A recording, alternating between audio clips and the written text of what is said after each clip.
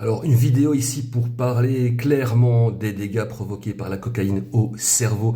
Soyez attentifs, prêtez la bonne oreille, hein, branchez bien vos écouteurs, mettez le volume à fond parce que ça fait claquer les dents quand même, hein, cette histoire.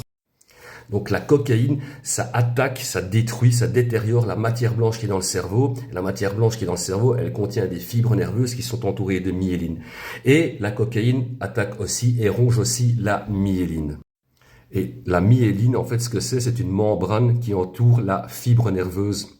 Si vous voulez, c'est comme, je sais pas moi, une gaine en plastique qui protégerait des câbles électriques.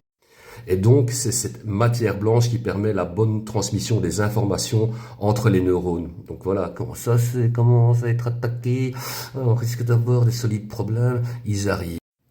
Et donc, quand ça s'est attaqué, quand ça, cette matière blanche, cette fameuse myéline est détériorée, on peut avoir des problèmes d'ouïe, de vue, de la parole, de motricité et de l'équilibre et de mémoire. Donc en fait, la cocaïne, si on veut, ça induit une maladie du cerveau. En fait, clairement, ça l'atrophie. Et donc voilà, la cocaïne attaque la région préfrontale et temporale du cerveau qui sont très importantes pour la mémoire et la prise de décision.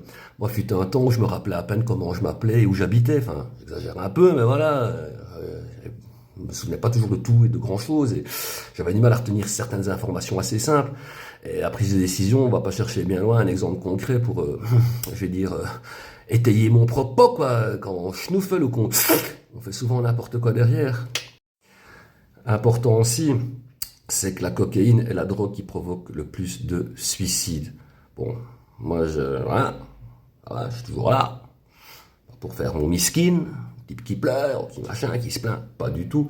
Mais quand j'en prenais, il y avait des moments où les idées noires elles étaient assez fort présentes, quoi, tu vois. Donc, vaut mieux éviter d'en prendre si on veut rester en bonne santé mentale, quoi. Donc voilà quoi, pour celles et ceux qui seraient tentés par l'expérience, je sais pas moi, tester le curling ou le saut à l'élastique, c'est pas mal aussi niveau émotion. Et pour celles et ceux qui sont encore dedans, pensez à arrêter, vous verrez, vous ne vous en porterez que mieux.